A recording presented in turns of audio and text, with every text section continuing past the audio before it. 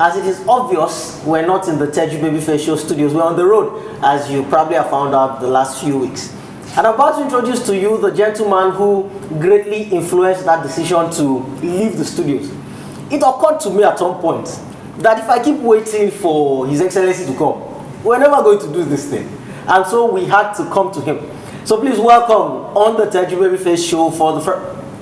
Well, actually, I say welcome, but he's the one welcoming me because we're in his house. So please welcome me to the house of Nigeria's Minister for Solid Minerals Development, Dr. John Kayode Fayemi. It's really our house. It's our house. It's our house. Good to be in the studio. Oh, in the studio. It's our house. I call you Uncle Kayode, and I get the impression when you were governor, because you'd come in and the SSS guys will be there and everybody will be Your Excellency, Your Excellency. And even till now, you come in and people are Minister, Mr. Minister, and there I am saying Uncle Kayode. And the SSS guys will be looking at me like, Uncle Bao, you will let it on. They don't get. Thank you, sir. This has been a long time coming. It has been, and I must apologize. Part of the difficulty, as you know, is this relocation to Abuja. Yes, sir. I'm not an Abuja person, but work has taken me to Abuja, and every weekend I have to either find myself in Ekiti or in Lagos or Ibadan or wherever duty calls. And it's been difficult scheduling this, and I really want to apologize to my friends in the studio that this is a one-off. The next time I'll be in the studio. He said it on international TV, so hold him to it. And that's the first thing I want to ask you. How are you doing this? I can understand that the governor of a state, or the way I believe it, is that the governor of a state has more control over his own time. When you're a minister, it seems as if you serve at the pleasure and the behest of your principal. Absolutely. And you can be summoned just on the dime. Just like that. I mean, so how do you do that? How are you in Lagos 1 minute and then you have to be not even in Abuja or Ekiti? Sometimes you just have to go to, say, some other far-flung part of the country. Well, the responsibilities that have been given by His Excellency the President is also international. Mining is not really a local business. Mining is an international business. So duty often takes me outside the shores of Nigeria as well. But I can't step out of Nigeria without taking permission. That's the difference. Wow. As a governor, I really don't have a boss in that sense. The people are my boss. The citizens who elected me are my boss. Okay. Or if you like, my bosses. But as a minister, every time I step out of Abuja, I have to take a permission from the president. Really? That I'm stepping out of town. I'm going to be away for so reasons, and I have to get an approval to do that. Most Nigerians don't know that. We're actually not as... you have to actually ask, remind me of secondary school. You have to write for the exeat. Remember the exeat we used to get when we were in boarding school? Yes. We still get... It's a form of exeat in the sense that we have to inform the boss that duty calls in a certain part of the world or the country, and we would like him to approve for us. So what happens if you don't? If you just go? Well, you really wouldn't do that. You don't want to test. It's not advisable. It's not in your own best interest. Exactly. Okay. At least if you still want to keep the job. Okay, so I mean, I spoke to, also I call you Uncle Kayode, I call your wife and TBC. I spoke to Her Excellency in the studio a few years ago. It was absolutely awesome. I think we played that before this interview. And she mentioned that you met in the then University of Ife library. Ezekiel Oluwasomi Library. In fact, she remembered the name. That is how seminal and romantic that moment was for both of you. Absolutely romantic. Okay, great. And I teased that then that when she was supposed to be reading, she was being toasted. No, it was actually part of the reading culture. I mean, I come to Ife from a much more happening university. I came from the University of Lagos. Thank you, sir. Greatest Aquapite. Great. So, and I was a graduate student there. She was a graduate student. But Ife girls, I mean, quite exciting and interesting. But for a Unilag guy, but the books were interesting too. And in the normal run of things, one thing led to another. She needed to get a book out of the library. She didn't have a library card. Yeah. It's awesome that you both remember this thing graciously. Very well. I happen to have been in possession of my own library card, and I extended the courtesy of her using my card. and well, the rest, as they say. That's exactly how she said. She said, the way she said it, the voice was so sweet that I teased her again. She said, Kayode, please, do you have your library card with you? That was exactly how she said it. So speaking of Ekiti State, before we go into something that, two things, one bugs me and one fascinates me. The other is, the first rather, is that when you were governor of Ekiti State, I mean, it affected my bottom line, my finances quite, in fact, it impacted quite positively. I lost count of the number of occasions that I came to Ekiti State to MC something for you. Absolutely. First, it was your wife at TBC who had something to do for women, and then she called me, and then it was your first year anniversary, then it was something else after that. I became a customer. You are a constant feature. Yes, and then you left the place and no MC again. Don't ministers do things? Shouldn't ministers organize parties?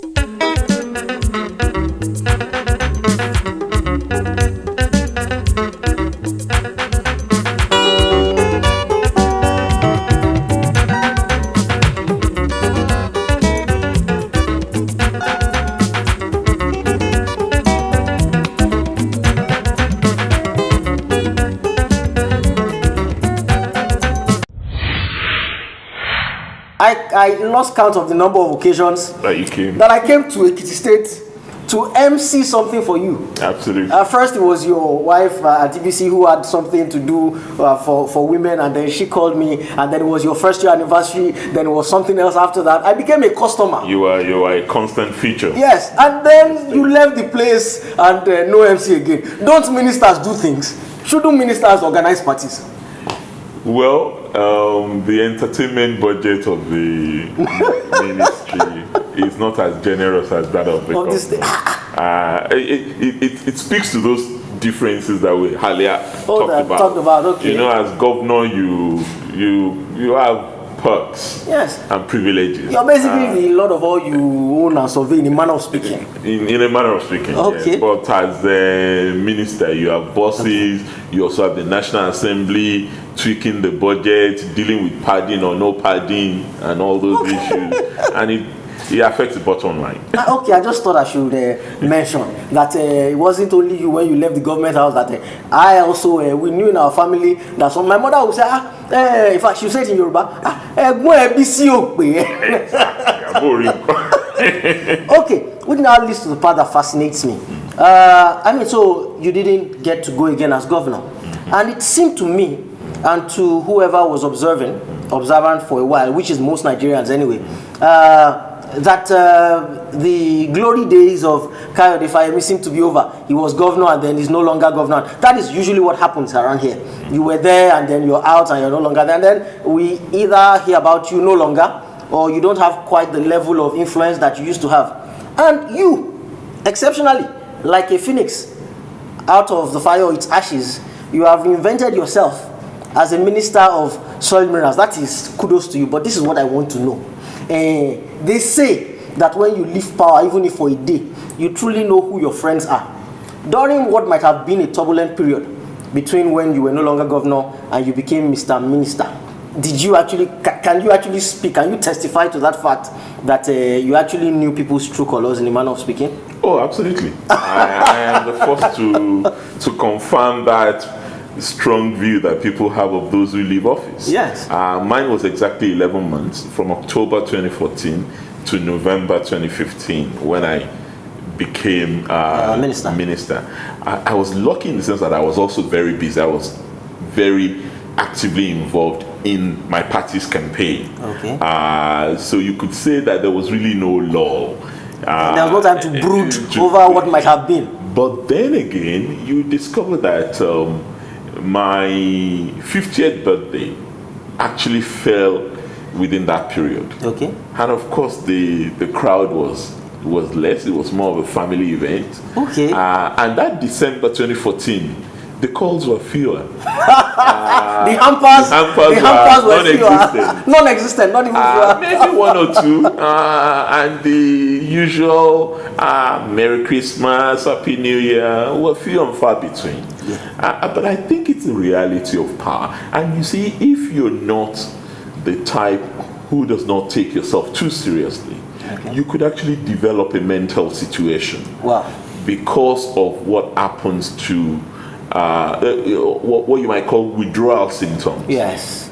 It's like being on a drug. Yes. If you're, Yeah, it's like being on a drug and suddenly you quit cold turkey. I mean, just in the middle like that. Exactly. Because all the apparatus of power and influence, all those SSS guys we were talking about, and all those policemen and all that. Your Excellency, all those superficial honorifics and all those lies that people tell because they're seeking favors, just disappeared. So aren't we setting ourselves up then, sir, for a lot of toughness and failure in politics? Because I see it as well. You see a governor today, he has everything. If he's no longer governor tomorrow, he doesn't even have a quarter of those things.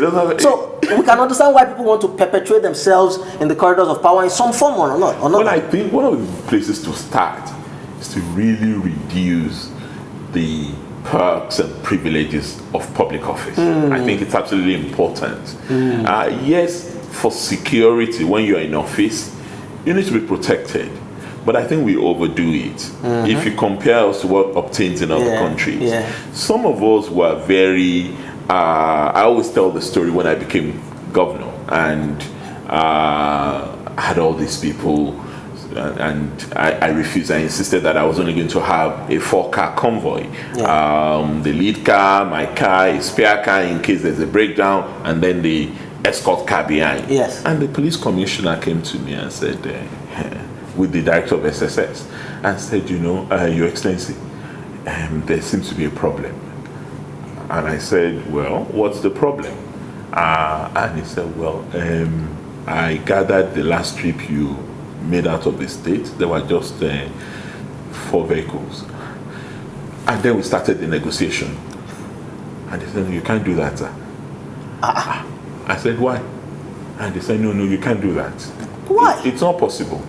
You have to have this, there's an ambulance, there is this, and everything. I said,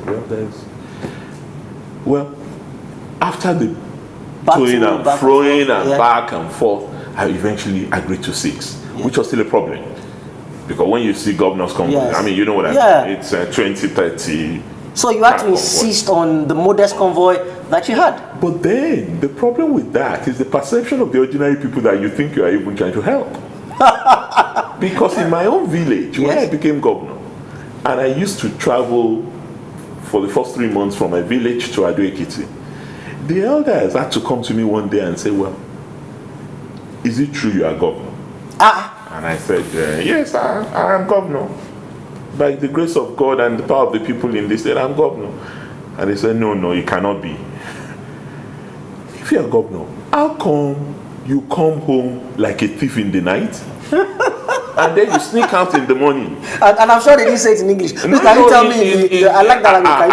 Can you please? I can just imagine, because my stepmom was from Ekiti. I can just imagine that language. So, it was beautiful, but they said, that thing, the siren. Yes. They needed to hear it. That look, the next village must know that our son is now the governor of this state. Please, we want to hear it from like 4 or 5 villages before our own. What? That our son is coming, Logunleko. So that is the irony of our situation. Wow. On the one hand, you want to be subtle, you don't want to throw your weight around, you don't want to show that. On the other hand, they seemingly expect it of you. They actually expect it of you, and they expect that you must not casualize power. Ooh. You must demonstrate the awesomeness of the office that you occupy. That is the challenge of the Nigerian society. Wow, that is, because I was one day again in Ibadan. I had come to MC the wedding of one of Auntie BC's assistants, Bumi. And so there we were, and you came in slightly later than the rest of the guests. So we were about halfway through the wedding when you came in with your retinue. And I happened to be taking instructions from, I think, the chairman or something at that point, when one of your SSS guys pushed me away roughly. Now, he didn't know it was me. He just assumed it was somebody standing around. And you noted it out of the corner of your eye. So there I was on stage and lampooning the guy. You didn't speak. And then afterwards, they said, His Excellency would like to see you. Then I went. You said, I apologize. You said, you actually, I don't know if you remember this. You said, Mabino, I apologize. I tried to tell them, but sometimes. You said, Sha Mabino. This is how I believe this thing you are saying. That's the nature of it. So and I've been told that you can't, that no matter how many times, that not everybody gets it who is in your security apparatus. No. Well, it's how they're trained. It's how they're trained. You have to always insist. You have to always reinforce. Because for them, you are the only thing they know.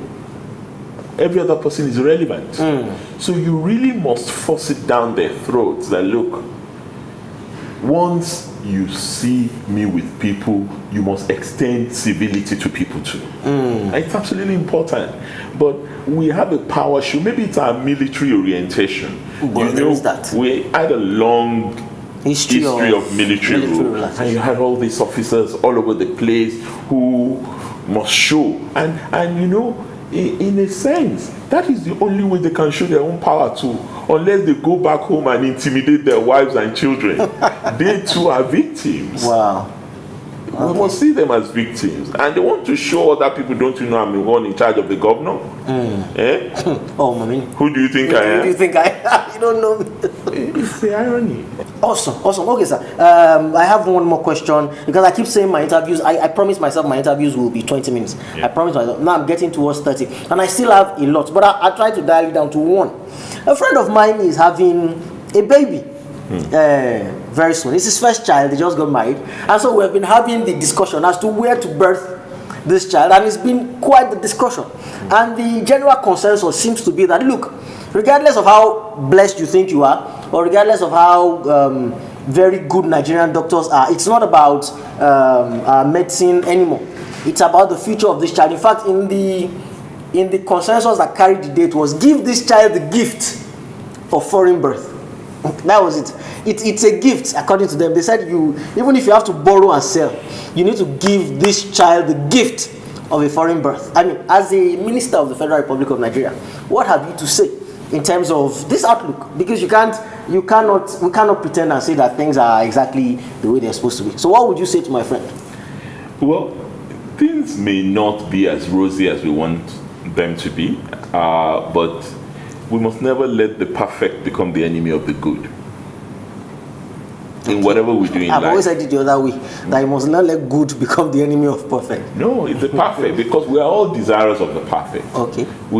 That's the aspiration of every individual. Yes. You want things to be, in every sense of the word. Yes, sir. You want to move out of your house into an air-conditioned car, from an air-conditioned car into an air-conditioned office. With no traffic on the road. With everything. Yes. But the reality of life is that life will not be exciting if everything is like that. We've got to struggle. We've got to make a difference. We've got to fight for what we believe is that end point that we want to reach. If it's so easy to reach it.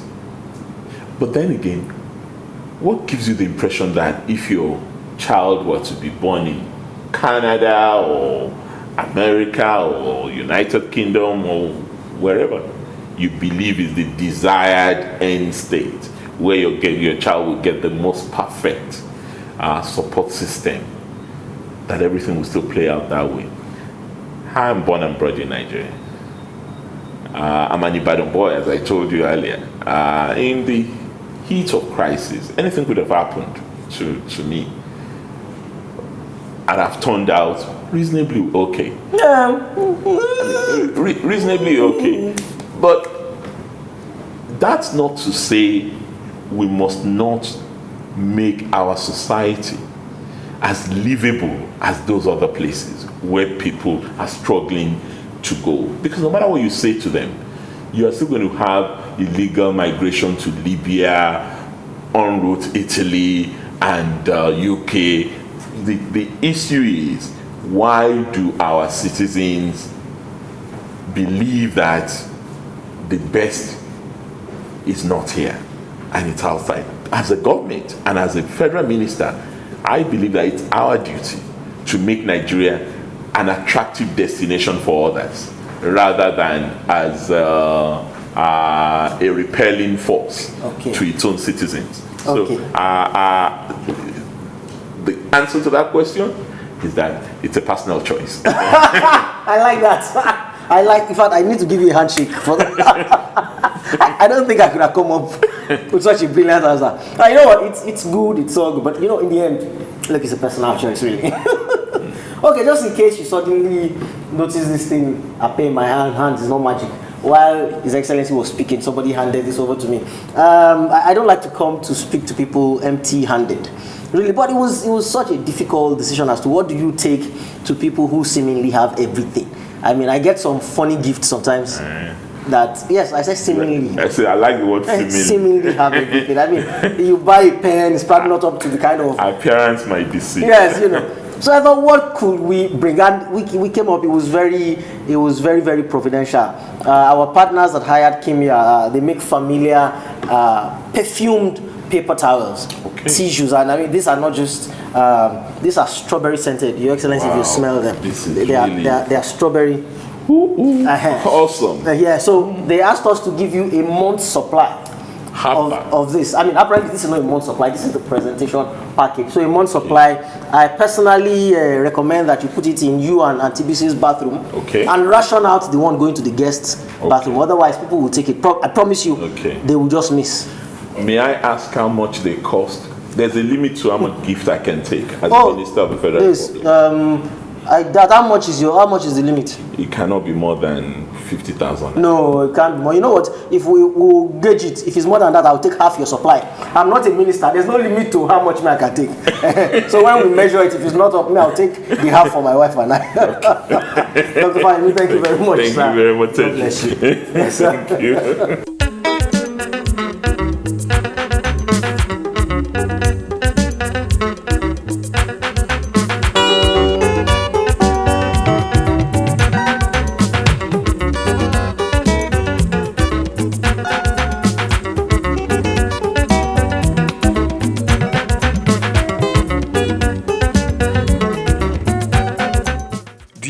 That even though things look bleak, we are living in the best years of our lives at the moment. Achieving success in Nigeria and Africa has never been easier for talented people. You already have everything you need to succeed inside you, and all you need are the secrets to unlock your potential. This is why you need Secrets of the Streets by Teju Babyface, 23 Secrets for Achieving Success with Your Talent. In this book, you will learn how to stop doubting yourself and follow your passion, how to overcome resistance and start fulfilling your destiny, how to find help to start achieving your dreams, and so much more. Order your copy now at laternabooks.com for just 2,500 naira or visit tejubabyface.org. It doesn't matter where you live within Nigeria, we will deliver the book to you. Secrets of the Streets by Teju Babyface, 23 Secrets for Achieving Success with Talent. Order your copy today.